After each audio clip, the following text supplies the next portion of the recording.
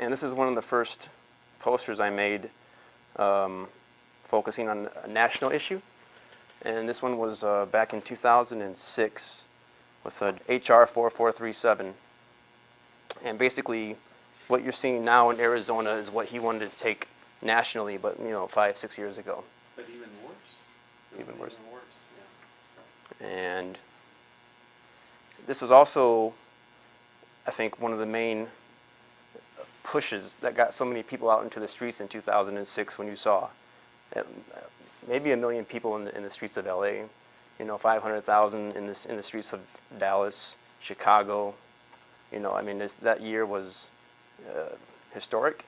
I mean, they talk about the March on Washington back with Martin Luther King, and how many people did they have there? Maybe 500,000 in the 60s. Yeah, it was quite hefty. About 250,000 females. Yeah, but I mean, that's like, whenever they show footage of the Civil Rights Movement, it was that one march on Washington. He's at the Lincoln Memorial, and it's just full.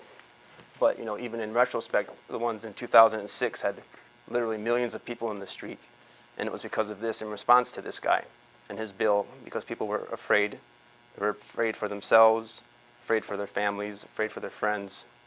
And unfortunately, it takes something like this to get people motivated to start standing up for themselves.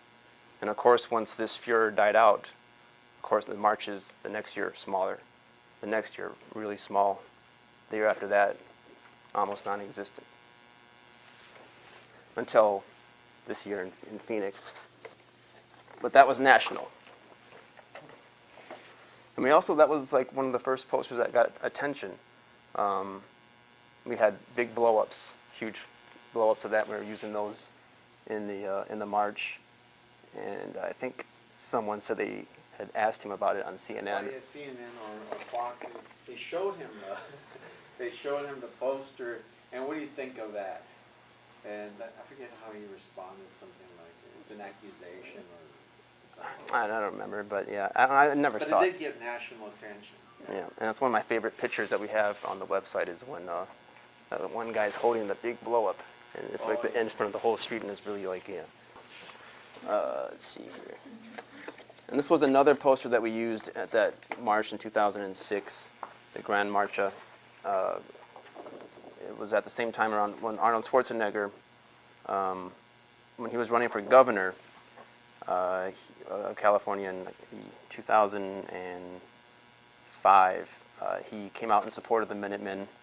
They were at the border, and he said, it's just unfair to have all those people coming across the border and have the border open the way it is. And this guy who came from Germany, who didn't speak any English, Overstayed his visa. Overstayed his visa. He's now telling, or now he's part of the power structure, so now, it's just a total, turnaround and just, what's that? In Europe, the borders are totally open. But, yeah, even they have their problems now, though, where they're having the nationalists or the right wing kind of come out there. But this was like one of the big blow-ups that we used for that 2006 march. And another thing that he said when he was running for governor was, it's time the Indians pay their fair share. Other states require revenue from Indian gaming, but not us. It's time for them to pay their fair share. All the other major candidates take their money and pander to them. I don't play that game. Give me your vote. I guarantee you, things will change. And that was in response to, he said it was unfair that they're getting all this money from gambling and they're not making the casinos, and they're not paying taxes. And it's time that they pay their fair share. Like we haven't paid enough in the past 520 years.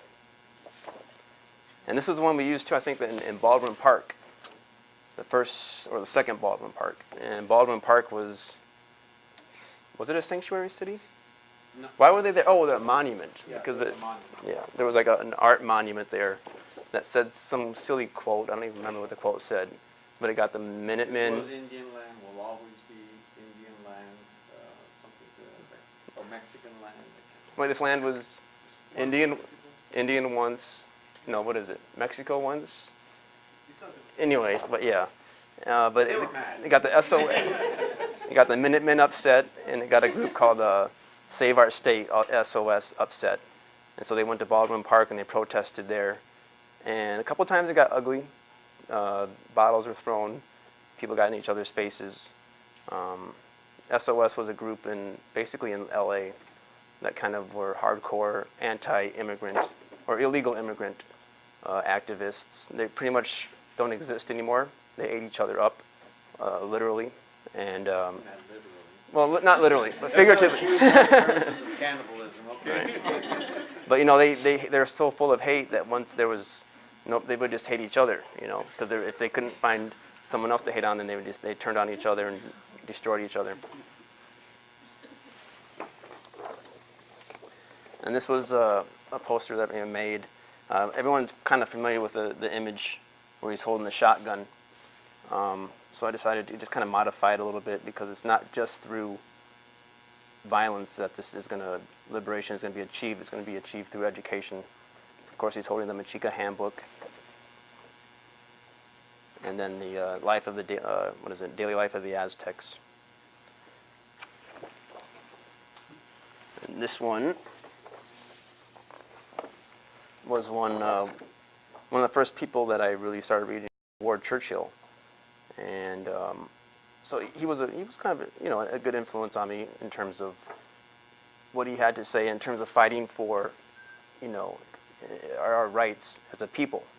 I mean, I remember we were at the East LA powwow, and there was these two guys that came up. They were from AIM or something, and one of them was Charlie Hill, who was like a stand-up comedian, and the other guy was Fred Red Crow Westerman. And they came up to the booth and they said, "I like all your posters except one." I was like, "Uh-oh, which one is this?" And he said, "This one." And I said, "Oh, why is that?" And he said, "Well, Ward Churchill's a loose cannon. Him and Russell Means, those guys are doing their own thing." So that's when I kind of first got that little idea that there's a lot of turmoil within the Owen group, AIM and this and that. And but we did meet Ward Churchill at UC Irvine, me and Seat Lally. He gave a lecture there, and it was, I like what he has to say, but it didn't go beyond just that. We gave him some posters. He signed this one. He liked the posters. We gave him some materials, but like I said, that was it.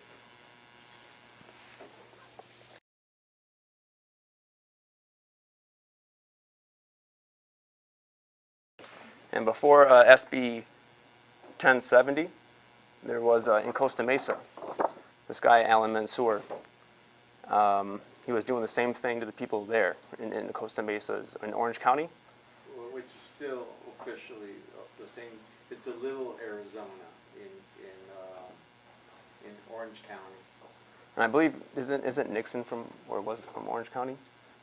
No? It's from Whittier. Whittier. Okay, never mind. Can't blame everything on Orange County. Nixon. Yeah, he was. We were Belinda. Huh?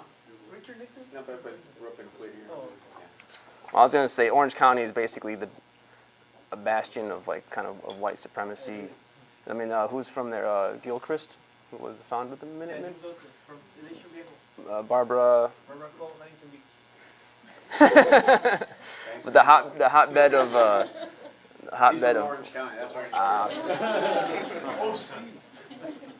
Now you might be wondering why he's dressed up as a suicide bomber, but this was in 2005 at the height of what was going on over in the Middle East, and this guy is Lebanese and he's leading the attack against our people, and I just kind of wanted to, it might be kind of a low hit, but just to emphasize that it's not just white supremacists who have disregard and disrespect for our people, but anyone that seems to be caught up in that whole power structure, whether they're Lebanese, whether they're from Europe, or even if they're of African descent, something happens and where they just kind of have totally disregard for our people.